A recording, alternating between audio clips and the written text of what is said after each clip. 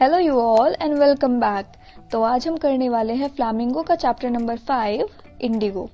इसको लिखा, ये जो आपका चैप्टर है इंडिगो, ये लुइस फिशर के द्वारा लिखी गई महात्मा गांधी की biography the life of Mahatma Gandhi से लिया गया एक एक्सर्प्ट है। एक्सर्प्ट क्या होता है? Excerpt is a piece. तो ये इस बड़ी सी बायोग्राफी का एक छोटा सा पीस है जो आपको दिया गया है।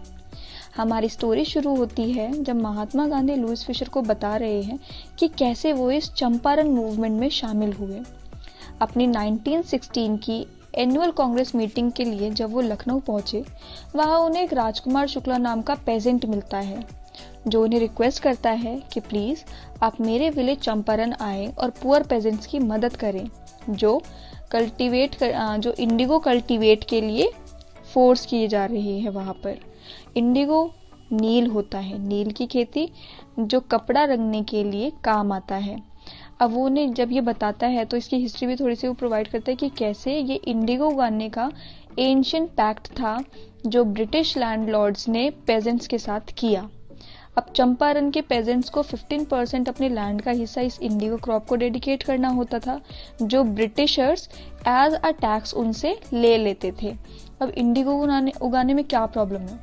गेहूं भी उगता है, चावल भी, लेकिन इंडिगो की जो फसल थी वो पेजेंट के लैंड को बिल्कुल इनफर्टाइल कर रही थी, उसकी फर्टिलिटी खत्म कर रही थी और यही सबसे बड़ा रीजन था कि जो किसान थे वो इंडिगो उगाना नहीं चाहते।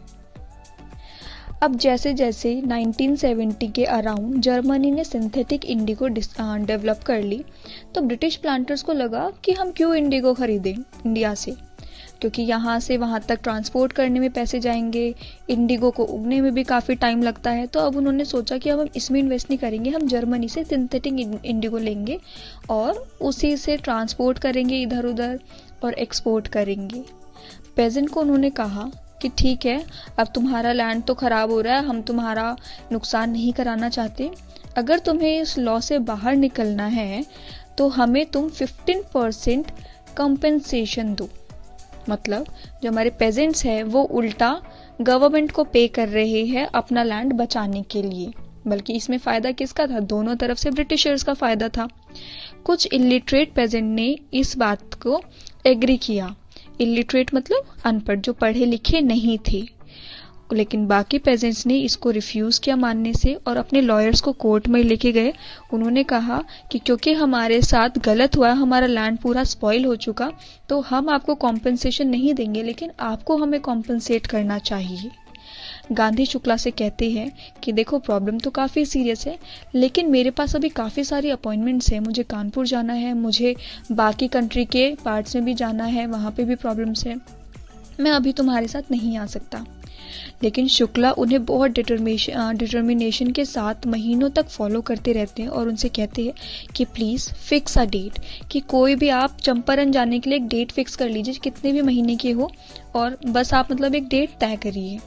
उनके रेजोल्यूट बिहेवियर से गांधी काफ़ी इम्प्रेस होते हैं और एट लास्ट गांधी उनके साथ चंपारण पहुंच जाते हैं। वो ट्रेन लेते हैं पटना पहुंचने के लिए और राजेंद्र प्रसाद के घर जाते हैं। राजेंद्र प्रसाद इंडिपेंडेंस के बाद हमारे प्रेसिडेंट बने थे। अब क्योंकि गांधी काफ़ी सिंपली ड्रेस्ड थे तो उनके सर्वेंट्स को लगता है कि ये भी राजकुमार शुक्ला की तरह कोई गरीब पेजेंट है। वो उन्हें अच्छे से ट्रीट नहीं करते, ना कोई वेलकम, इवन उन्हें पानी पीने से भी रोक देते हैं। जब वो कुएं के पास पानी भरने जाते हैं तो वो रोक देते हैं। क्यों? क्योंकि उस टाइम अनटचेबिलिटी बहुत ही ज़्यादा प्रैक्टिस में थी।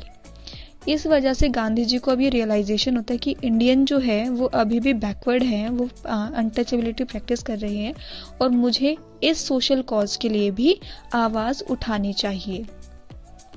आगे ये दोनों जो हमारे राजकुमार शुक्ला है और गांधी जी है, ये मुजफ्फरपुर पहुंचते हैं पेजेंट्स की सिचुएशन को और ज़्यादा अच्छे से जानने के लिए। गांधी जी के फ्रेंड प्रोफेसर जे.बी. कृपलानी इनका अपने बहुत सारे स्टूडेंट्स के साथ वेलकम करने आते हैं, उन्हें अश्योर करते हैं कि हम आपके साथ हैं और हम यहाँ पर जस्टिस दिलवा कर रहेंगे। जैसे ही गांधी जी के आने की खबर आसपास फैलती है तो बहुत सारे लॉयर्स, पेजेंट ग्रुप उनके पास आने लगते हैं उनके सपोर्ट के लिए। गांधी लॉयर से बात करते हैं और उन्हें क्रिटिसाइज करते हैं कि आप इतने बड़ी बड़ी फीसेस आप कैसे इन गरीब किसानों से फीस ले रहे हैं कि आपको इनके लिए फ्री में काम करना चाहिए, और कम से कम अगर फ्री में ना सही तो आपको इन्हें सही गाइडेंस देनी चाहिए कम पैसों में।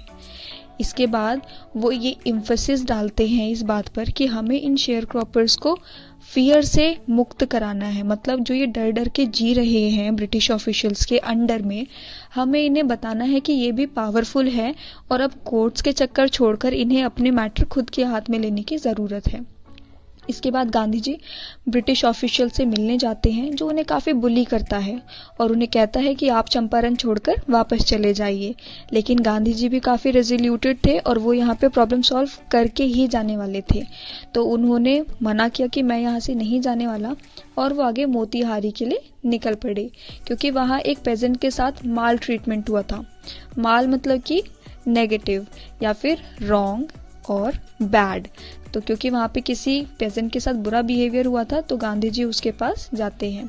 रास्ते में ही उन्हें पुलिस मैसेंजर रोकते हैं और उन्हें ऑफिशियल ऑर्डर देते हैं कि वो चंपारण से चले जाएं। इसके आंसर में गांधी जी उनको रिटर्न में देते हैं कि आई वॉन्ट गो, कि मैं नहीं जाऊँगा, आई विल नॉट गो। और इसके रिजल्ट में उन्हें अगले दिन कोर्ट में समन कराया जाता है। समन मतलब बुलाना। गांधी जी क्योंकि खुद एक बैरिस्टर थे, एक लॉयर थे, तो वो चुपचाप से अगले दिन कोर्ट में पहुंच जाते हैं। जैसे ही लोगों को पता चलता है कि गांधी को अरेस्ट कर लिया गया, वो कोर्ट के बाहर लार्ज नंबर में पहुंच जाते हैं, जिसकी वजह से अंदर कोर्ट और प्रोसिक्यूटर्स काफ़ी डर जाते हैं। वो कहते हैं कि क्योंकि अगर गांधी यहाँ पे है और हमने इनके लिए कोई भी गलत डिसीजन लिया तो बाहर खड़ी हुई पब्लिक, ये जो जनरल मास है, ये हमें नहीं छोड़ेंगे। और वो गांधी को रिक्वेस्ट करते हैं कि कैसे वो इनको शांत कराए। अब गांधी जज को बोलते हैं, वो एक्सेप्ट करते हैं कि हाँ मैंने एक लॉ ब्रेक किया है तो मुझे पनिशमेंट देनी चाहिए, कि आप मुझे पनिशमेंट दे, मैं पनिशमेंट लेने के लिए रेडी हूँ। लेकिन एंड तक आते आते जज काफ़ी कंफ्यूज हो जाता है क्योंकि इतना बड़ा कोई उन्होंने क्राइम नहीं किया था गांधी जी ने, और वो उन्हें बिना बेल के ही रिलीज कर देते हैं। ये एक तरह से जीत हुई उनकी। आगे जाकर राजेंद्र प्रसाद और बाकी सारे लॉयर्स उनसे मिलने आते हैं और पूछने पर गांधी जी के कि अगर गांधी जी जेल चली जाएं, अभी तो वो छूट गए, लेकिन अगर आगे गांधी को जेल जाना पड़ा तो बाकी लॉयर्स क्या करेंगे, जिसके आंसर में वो कहते हैं कि हम अपने अपने घर लौट जाएंगे, we will return to our home. तो गांधी उनको क्रिटिसाइज़ करते हैं और फिर उनसे रियलाइज़ होता है कि कैसे गांधी एक स्ट्रेंजर होने के बाद भी उनकी मदद के लिए वहाँ पे रुकने को तैयार है और जेल जाने के लिए भी तैयार है। तो उनका एक तरह से ये रिस्पॉन्सिबिलिटी बनती है पेजेंट्स के लिए कि वो भी अपना कंट्रीब्यूशन दे और उन्हें इंडिगो कल्टीवेशन से मुक्त कराए, जो ये लॉ था। तो गांधी जब ये सारे तैयार हो जाते हैं गांधी जी का साथ देने के लिए, तो गांधी एक्सक्लेम करते हैं the battle of Champaran is one, मतलब हम चंपारण की बैटल जीत चुके हैं। क्योंकि अब जो एक ये हाई क्लास थी लॉयर्स की और जो हमारे पेजेंट थे, अब वो साथ में लड़ेंगे, वो एक दूसरे के अगेंस्ट नहीं लेकिन साथ में। नेक्स्ट, गांधी जी और लॉयर्स डिसाइड करते हैं कि हमें बहुत सारी एप्लीकेशन इकट्ठी करनी है जो हम कोर्ट में प्रेजेंट कर सकें, और ऐसा ही वो करते हैं। जिसके बाद सर एडवर्ड गेट गांधी को बुलाते हैं और इनके बीच बात होती है। एंड में इसका रिजल्ट निकलता है कि इंग्लिश लैंडलॉर्ड्स पेजेंट्स के 25% मनी वापस करने को मान जाते हैं। इस स्ट्रगल से पेजेंट्स में काफ़ी करेज आती है। उन्हें पता चलता है कि उनके भी कुछ राइट्स हैं, वो भी किसी के खिलाफ लड़ सकते हैं, वो जो इनजस्टिस उनके साथ हुआ वो उसके लिए स्टैंड कर सकते हैं और जीत भी सकते हैं, जो गांधी जी का अल्टीमेट गोल था। अब इससे गांधी की यहाँ पर जीत हुई। He spend almost an year in Champaran, और चंपारण में लगभग 1 साल गुजारने के बाद वहाँ पे उन्होंने basic health care facilities, medicine, schools open कराए और सैनिटेशन पर ज़्यादा ध्यान दिया।